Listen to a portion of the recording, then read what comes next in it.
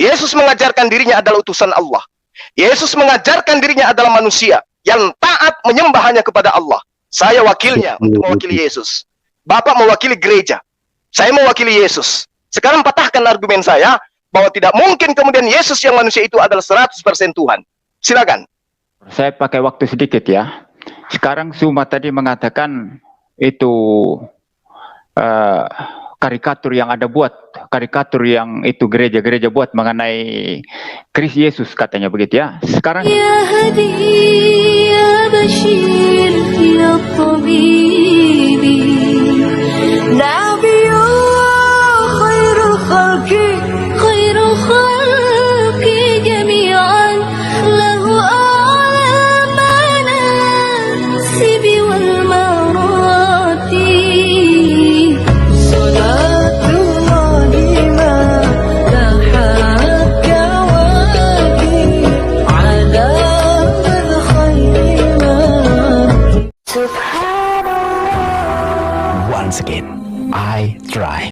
Bismillahirrahmanirrahim. Assalamualaikum warahmatullahi wabarakatuh. Kami semuanya dirahmati Allah. Semoga Allah senantiasa curahkan segala rahmat, segala nikmat yang berkepanjangan dan tiada berhujung dari dunia hingga akhirat, insyaallah. Dan Allah pun kumpulkan kita para kaum muslimin di bawah naungan aras Allah beserta para nabi, beserta para orang-orang yang Allah kasih, Allah sayangi, Allah cinta, insyaallah di bawah naungan aras Allah kelak di mana tiada naungan selain daripada naungannya, insyaallah. Amin amin Allahumma amin. Kaum muslimin, pada kesempatan pagi hari ini, pagi menjelang siang ini, saya akan membuat sebuah video di mana video ini mengisahkan tentang bagaimana perdebatan pendeta MYM versus Akhi Zuma ya, Ustadz Zuma, yang dimana sesi pertama ini masih adem-adem ya, masih tenang ya, belum ada keributan apa-apa ya dari pihak Kristen ini, dari pendeta MYM masih tenang. Nah, bagaimana keseruannya kaum muslimin? Demikian videonya.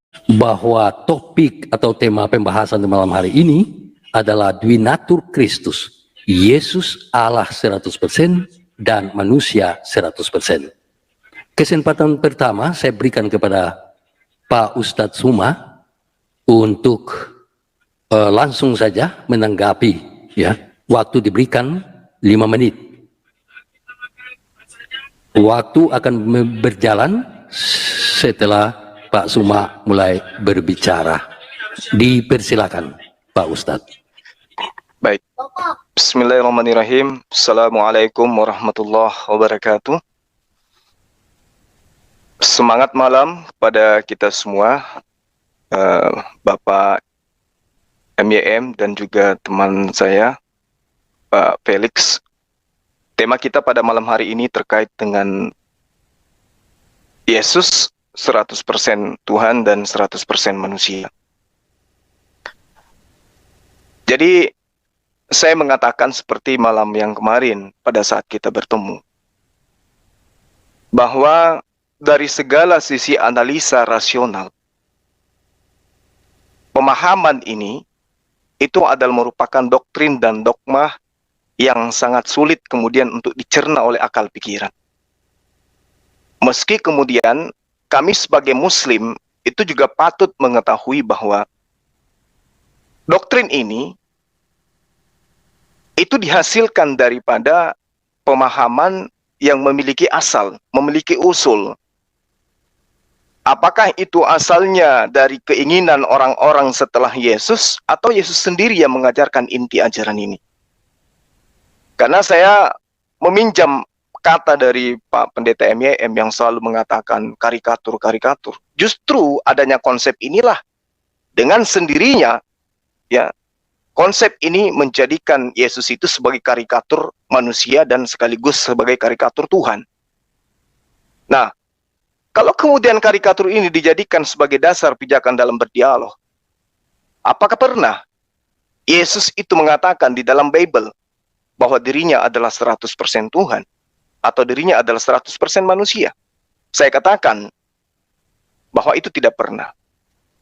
Dia hanya mengatakan bahwa dia adalah manusia, hanya seorang utusan. Kemanapun arahnya kemudian karikatur itu ditujukan ke konsili-konsili, itu adalah arena dialog, arena debat, arena sesat menyesatkan antar kelompok dan kelompok lain. Sehingga muncul kemudian karikatur yang kita maksud pada malam hari ini. Nah, oleh karena itulah kemudian, kapan dogma Yesus 100 Tuhan, 100% manusia ini diterapkan kemudian, ditetapkan. Nah, seperti teman-teman yang pernah belajar seperti Pak MYM tentu adalah orang yang memiliki kepiawaian, keilmuan yang tentu sangat-sangat mumpuni dalam hal ini. Jadi dia tahu kapan ditetapkan Yesus yang manusia itu 100%, kemudian ditambahkan 100% Tuhan. Karena ini tidak berasal dari Yesus. Seperti yang sudah pernah saya katakan, sepeninggal Yesus, orang-orang Kristen itu masih beranggapan bahwa Yesus itu adalah manusia. Keyakinan ini kemudian diyakini oleh umat mayoritas pada saat itu. Namun, muncul kemudian penyimpangan yang dipimpin oleh, mohon maaf saya harus menyebutkan, dipimpin oleh Paulus, yang kemudian menganggap Yesus itu adalah Tuhan. Menganggap bahwasanya Yesus itu adalah Tuhan, dan kemudian menganggap Paulus itu sebagai rasul. Nah, sekte ini kemudian sangat kecil awalnya, namun karena ditangani oleh orang yang kemudian dekat dengan penguasa kala itu, maka pendekatan pada poros kekuasaan yang mana pada saat itu para penguasa Romawi masih mengikuti paganisme, maka apa yang diajarkan sekte kecil ini menjadi besar, menjadi kuat, dan tersebar kemana-mana. Akhirnya sekte kecil ini yang tadinya minoritas ini mampu mendominasi konsili yang diadakan di tahun 325 dan selanjutnya. Maka kemudian justru kelompok yang tadinya mayoritas yang dipimpin oleh Arius itu dikalahkan. Bahkan mereka diusir dari ruang konsili. Mereka dianggap bahwa mereka adalah bidat. Mereka kemudian mendapatkan hukuman dari kaisar. Dan pahamnya yang benar tersebut malah dianggap sebagai paham sesat yang dianggap membahayakan keutuhan Imperium Romawi pada saat itu. Ini jelas. Oleh karena itulah kemudian ketika hari ini, malam ini, Pendeta MYM mengusung dengan segala kekuatan keilmuan yang dia punya, ya tentu saya hanya merujuk kepada pengajaran Yesus saja, di mana pengajaran Yesus itu ada tersisa di dalam Bible. Jadi jangan menuntut saya untuk kemudian membuat karikatur-karikatur yang dihasilkan oleh konsili. Saya hanya mampu menguraikan apa yang Yesus ajarkan tentang dirinya, apa yang Yesus ajarkan, apa yang murid-muridnya ajarkan tentang Yesus. Saya tidak mampu kemudian berselancar ke konsili-konsili yang kemudian membuat karikatur manusia menjadi Tuhan. Silakan dengan ilmu Anda, silakan dengan ilmu Bapak. Saya tetap akan konsisten bahwa Yesus adalah manusia dan Yesus 100% bukan Tuhan. Demikian.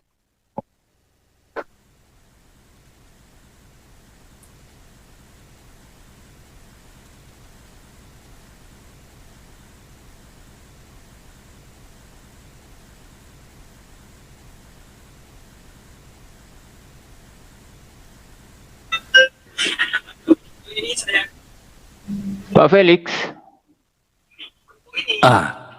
Iya, Yesus bukan Tuhan, tetapi Yesus adalah manusia. Demikian akhir yang disampaikan oleh Pak Ustadz Suma.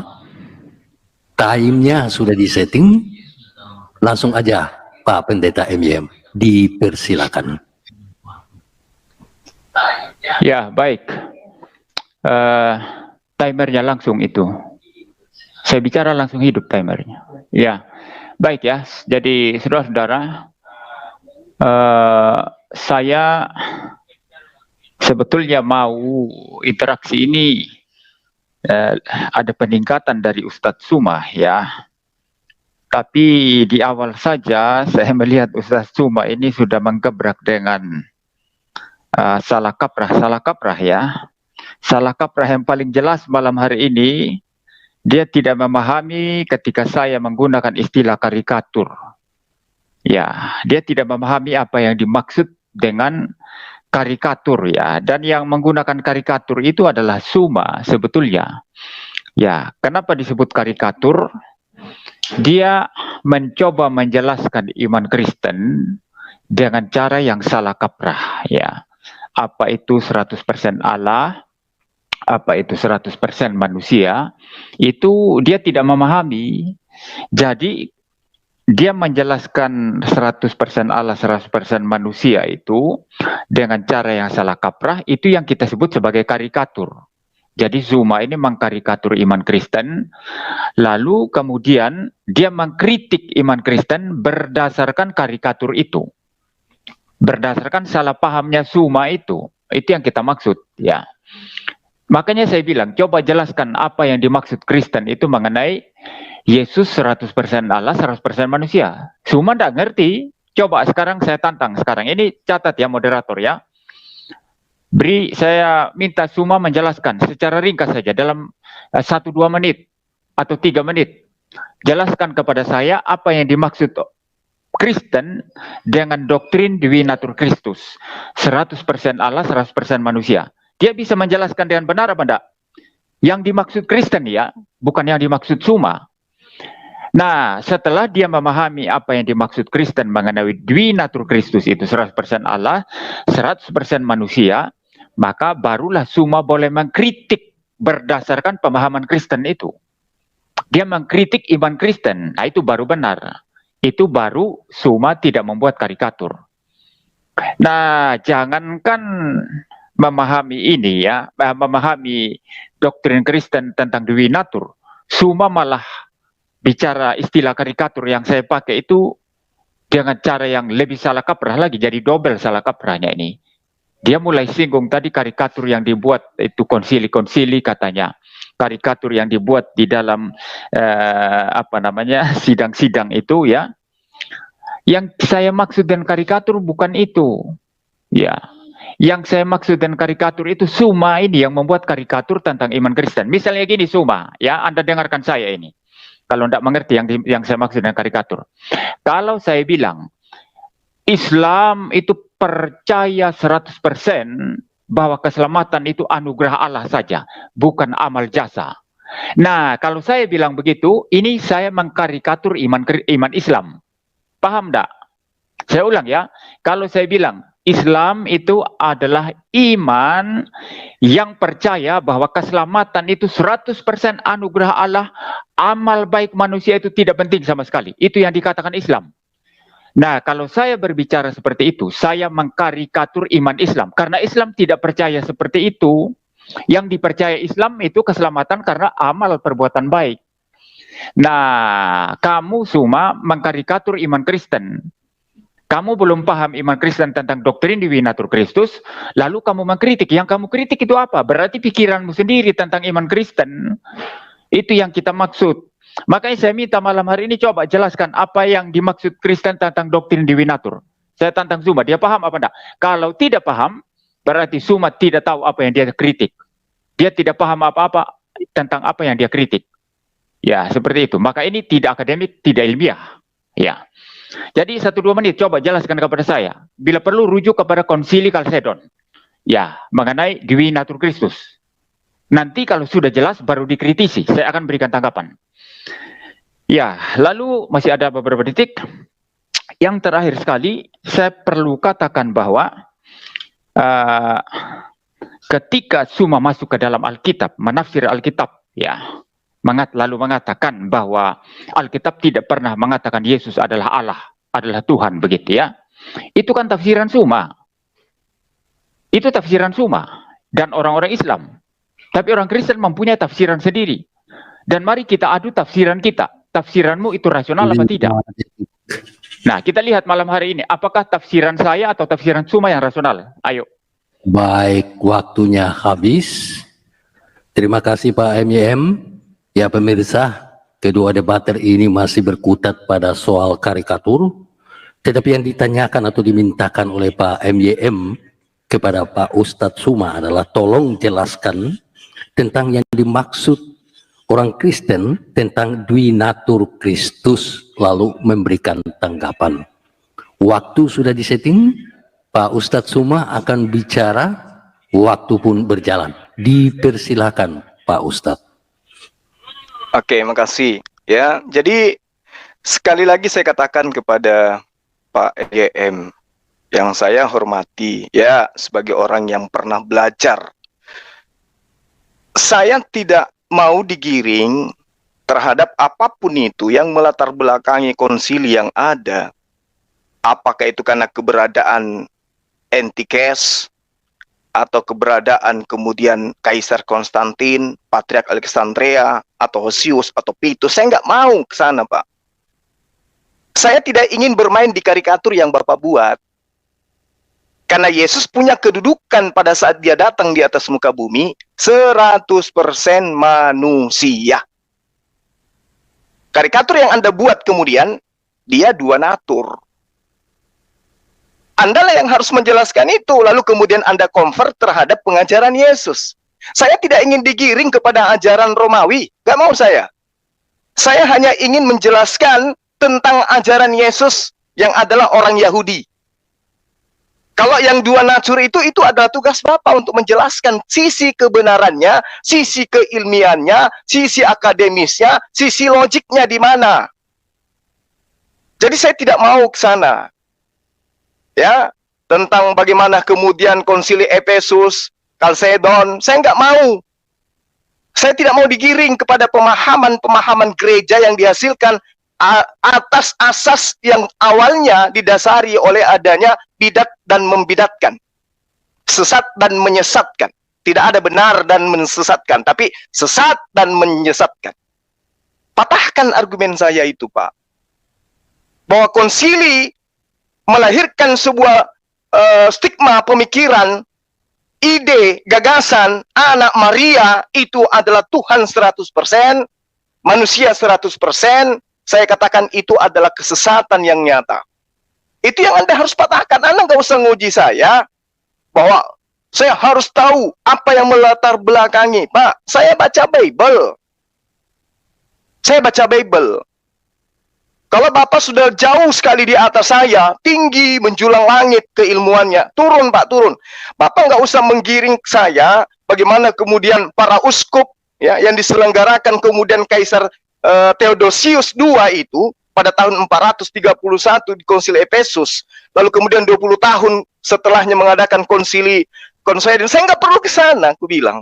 Nggak perlu ke sana. Itu hanya bisa Bapak kaji di dalam meja kuliah, bukan di debat lintas agama seperti ini.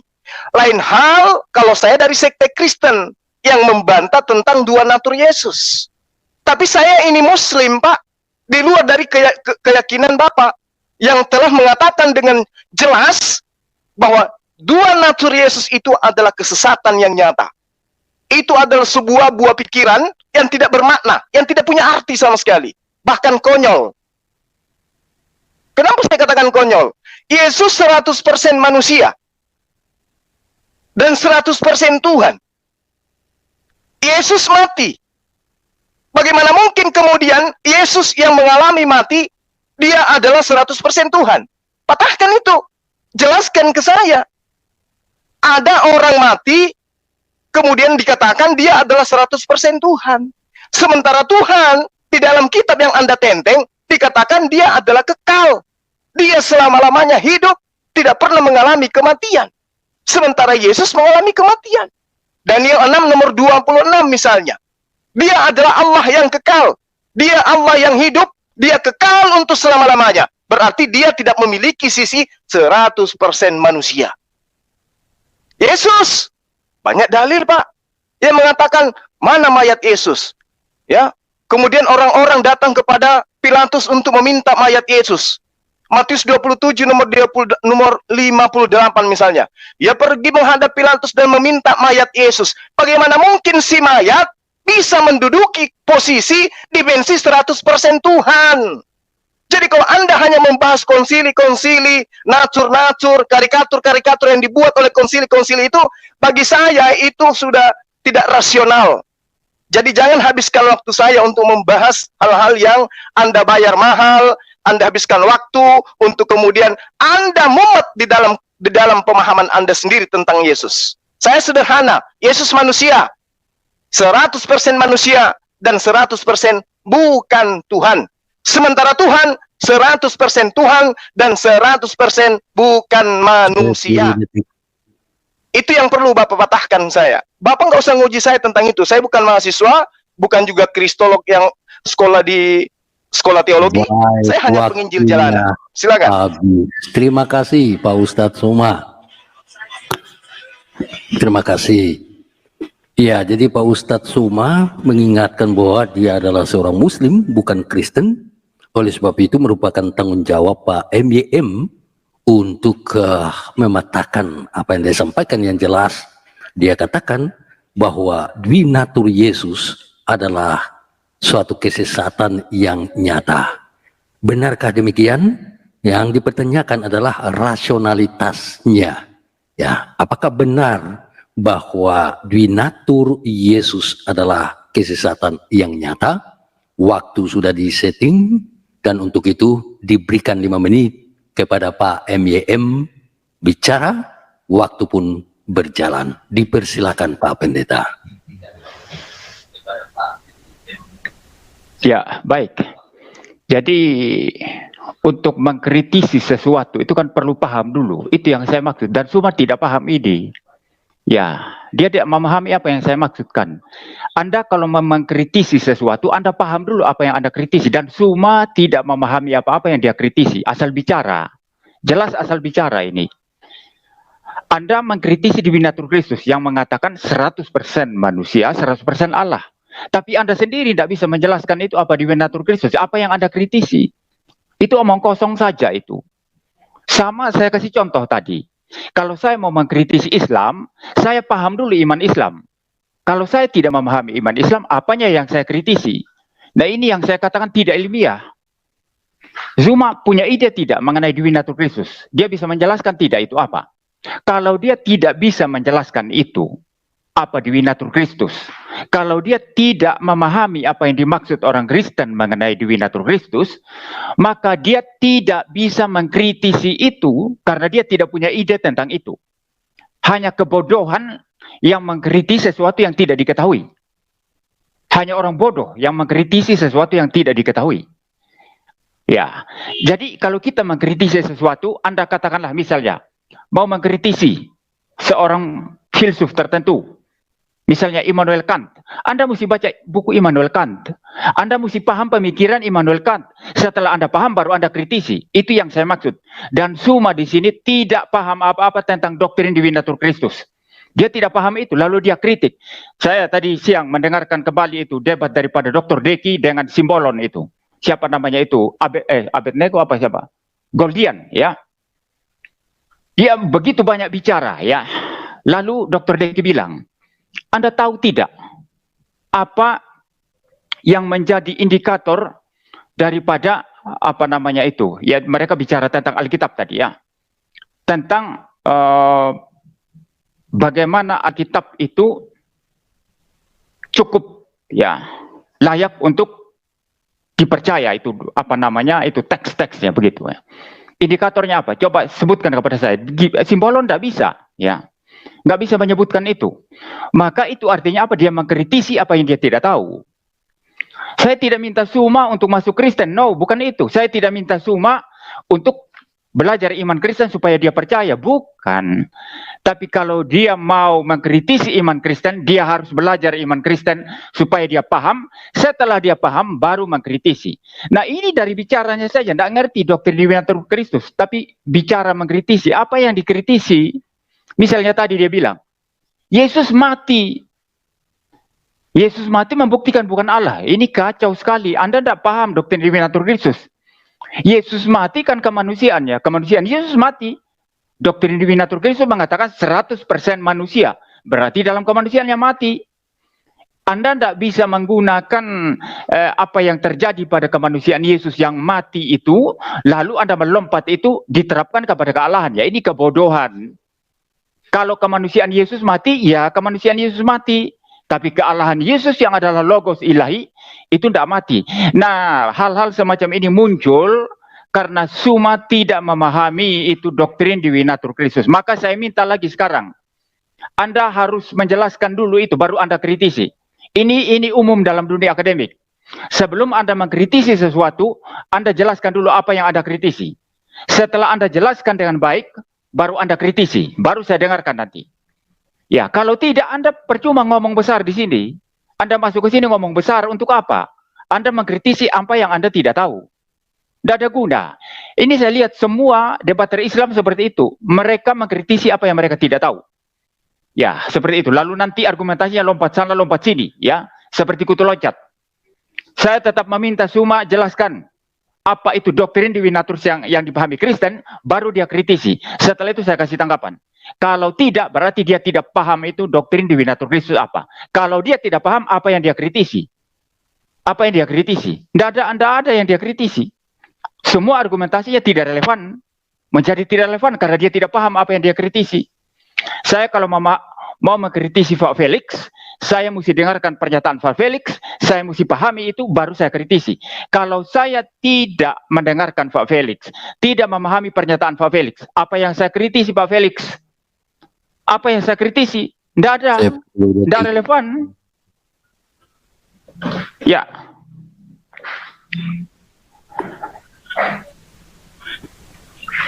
Iya, waktunya habis. Jadi kalau kita cermati, maka sejauh ini masih menyangkut metodologi ya. Jadi bagaimana memahami substansi pembahasan. Akan tetapi apa yang disampaikan oleh Pak Ustadz Suma, itulah cara beliau untuk mempertahankan pemahamannya atau pengetahuannya mengenai Dwinatur Kristus. Mungkin beliau sampaikan dengan cara yang berbeda. Akan tetapi tantangan dari Bapak Pendeta MYM, ini saya mencatat, kalau Suma tidak paham doktrin Dwinatur Kristus, maka tidak dapat ya memberikan kritik yang diharapkan. Ya seperti itu. Bagaimana tanggapan Pak Ustadz Suma? Pak Ustadz Suma akan berbicara dan waktu pun segera berjalan. Dipersilakan Pak Ustadz. Jadi gini Pak MYM, sekiranya anak Maria itu hidup sekarang ini, orang pertama yang mengkritisi Bapak tentang karikatur yang Bapak buat tentang dirinya itu adalah dia. Nah ini yang saya ingin Bapak bahas. Bukan malah meminta saya untuk mengulas kenapa saya mengkritisi. Ini bukan dalam hal mengkritisi atau dikritisin, Pak. Ini dalam ranah Anda menjelaskan, mematahkan argumen saya. Bagaimana mungkin kemudian manusia 100% bisa menjadi Tuhan 100%. Kalau menurut Anda itu salah, tapi pada faktanya apa yang Anda ucapkan tadi selama 5 menit? Kematiannya karena dia adalah manusia. Tapi sebagai logos ilahi, dia tidak mati. Ini kan sudah masuk dalam narasi yang saya bangun. Yang mati adalah manusia. Kalau Anda mengatakan logosnya tidak mati tapi kekal, logosnya di sini apa? Logos itu bukan Yesus. Yesus itu adalah firman. Dan Yesus itu adalah manusia. Logos itu adalah kehendak, ide. Dan Yesus itu bukan ide Tuhan. Tapi dia adalah manusia yang dihasilkan dari ide Tuhan. Anda memang susah kalau menghadapi saya. Karena Bapak menganggap saya adalah mahasiswa. Dan Bapak selalu menganggap diri Bapak itu adalah prof. Tapi sangat disayangkan, Pak. Saya juga belajar gitu loh, Pak. Kalau Anda hanya ingin mengatakan natur, saya ngerti mengenai dua natur Yesus, itu juga sudah dialami masalah ini kepada gereja-gereja lama, Pak. Bukan hanya saat sekarang.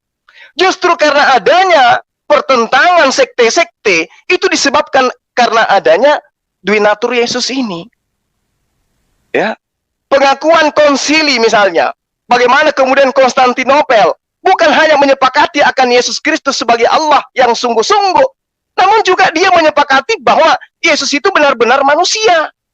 Nah ini yang harus Bapak pecahkan. Bagaimana kemudian ada manusia, benar-benar dia adalah Tuhan. Bagaimana kemudian ada mayat, benar-benar dia kekal. Bagaimana kemudian ada esensi yang kekal, tapi dia benar-benar pernah menjadi mayat. Bagaimana kemudian dia berdiri sendiri, sebagaimana yang diterangkan di dalam Yesaya 37, nomor 16 misalnya. Ya Tuhan semesta alam, Tuhan Israel yang bertahta di atas kerubim, hanya engkaulah seorang diri yang menciptakan segala kerajaan bumi. Engkaulah yang menjadikan langit dan bumi. Ayub 9 nomor 8. Engkau yang seorang diri membentangkan langit dan melangkah di atas gelombang-gelombang laut. Lalu kemudian diterangkan Yesaya 44:24. Demikian juga adanya. Dia seorang diri, dia seorang diri. Dia bukan manusia. Pada saat dia seorang diri, dia bukan manusia, dia bukan anak Maria. Jadi kalau Anda mengatakan Yesus 100% manusia, 100% Tuhan, apa bisa dibalik?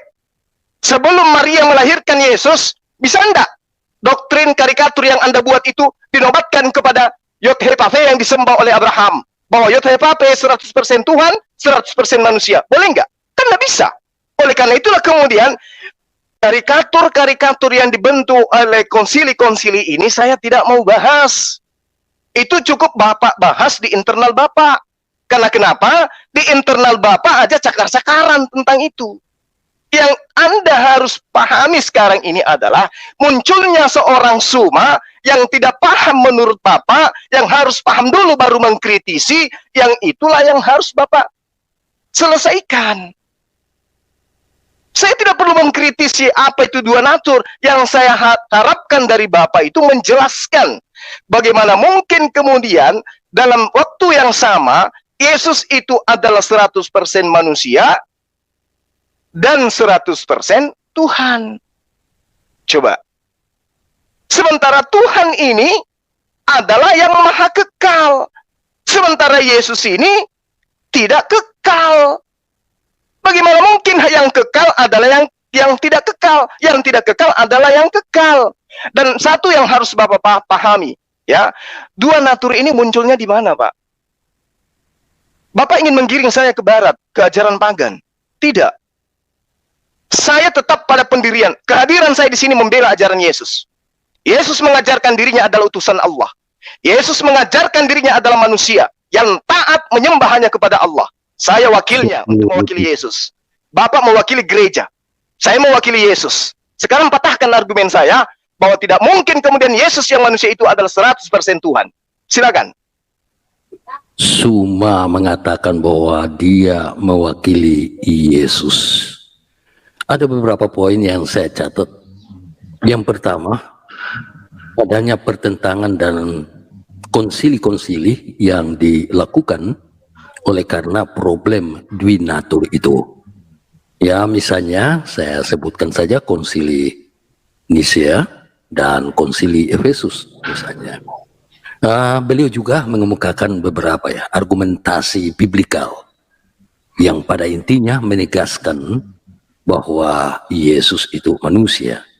Lalu pertanyaan dan tantangan dari Ustadz Suma adalah, mana mungkin manusia 100% lalu menjadi Tuhan 100% pada waktu yang bersamaan? Saya pikir ini soal epistemologi, epistem, bagaimana memahami hal ini, bagaimana pemahaman itu benar. Kalau dikatakan benar, bagaimana argumentasinya bahwa itu benar? Ya, waktu sudah disetting kembali, Bapak MYM akan memberikan tanggapan, waktu pun berjalan. Dipersilakan Pak Pendeta. Ya, Pak Moderator, saya pakai waktu sedikit ya. Sekarang Suma tadi mengatakan itu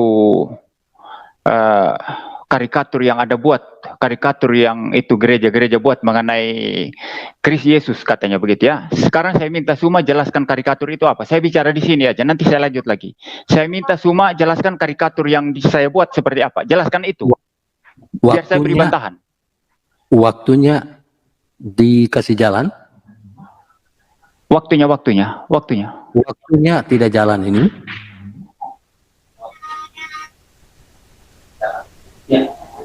Ya, jadi Ya, Suma silakan. harus menjelaskan karikatur apa yang saya buat tentang Kristus, tentang Divinatur Kristus. Itu yang saya minta. Dia bilang karikatur, enggak apa-apa. Silakan aja dia bilang karikatur.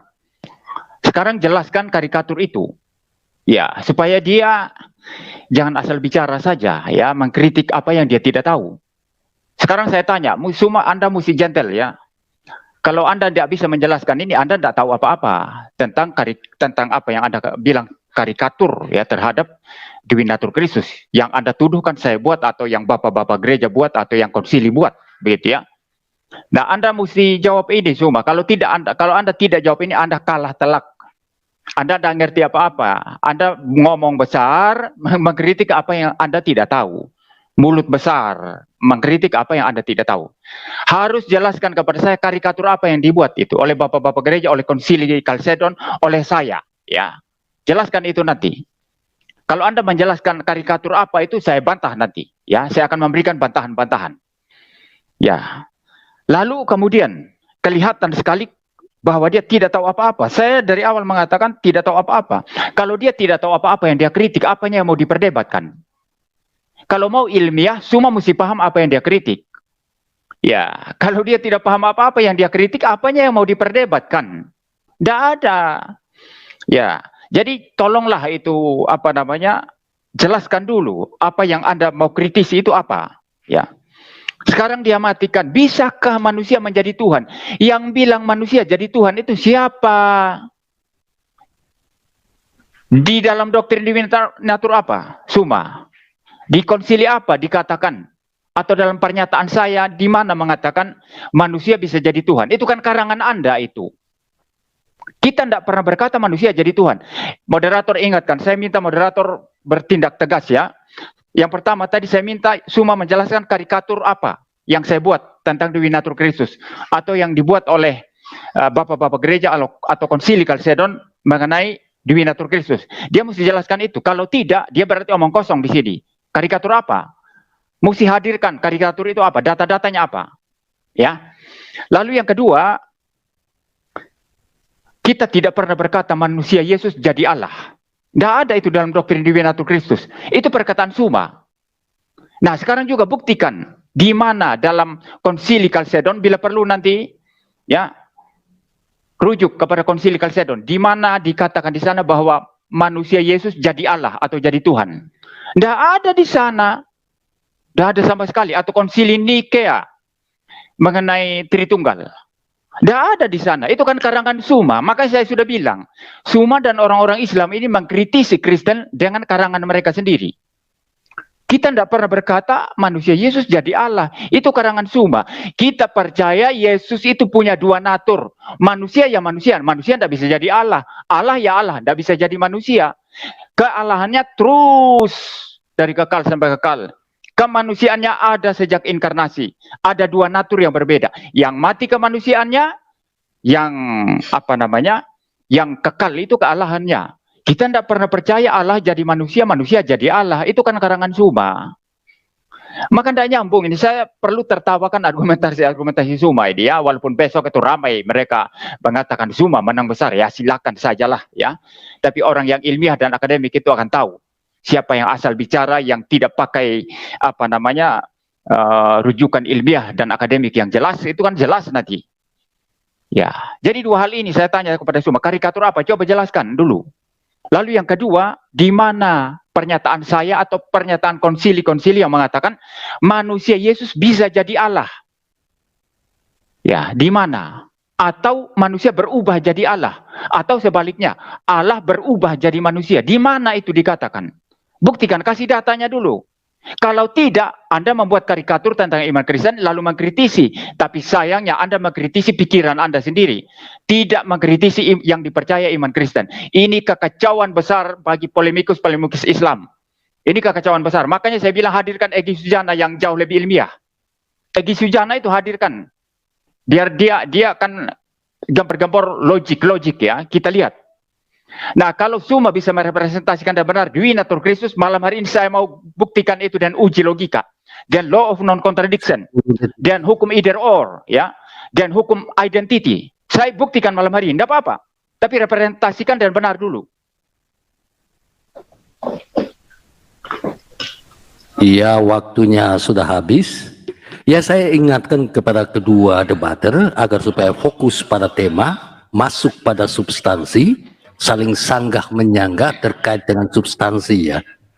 Nah, sejauh ini saya melihat masih soal metodologi. Saya pikir kita harus bergeser masuk pada soal yang substansial, tema yang dibahas ya. Memang yang diminta oleh Pak Pendeta MYM kepada Pak Suma adalah harus jelaskan soal karikatur yang Anda maksudkan. Tentunya Anda sudah menyimak apa yang disampaikan oleh Pak. Suaranya hilang itu Pak Felix. Iya, hilang suaranya, Pak. Pak Felix. Terlempar kali, kelontar keluar kali. Pak Felix, Nggak ada. suaranya Pak. Tetap ada. Tetap ada dia. Pak Felix. Ada kan Pak Felix?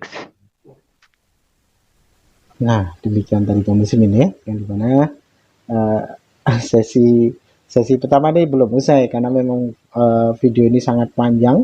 Jadi saya ambil 40 menit, 30 menit ya. Mungkin nanti ada sesi 2, sesi 3 nih mungkin kaum muslimin ya. Jadi mohon maaf agak panjang ya berseri-seri karena terlalu panjang nanti poinnya tidak sampai dan dakwahnya nanti tidak sampai ya, karena belum tentu juga orang menonton sampai usai. Oke, demikian saja kaum muslimin yang dapat saya sampaikan dan saya akhiri video ini. Wassalamualaikum warahmatullahi wabarakatuh. يا هدي يا بشير يا طبيبي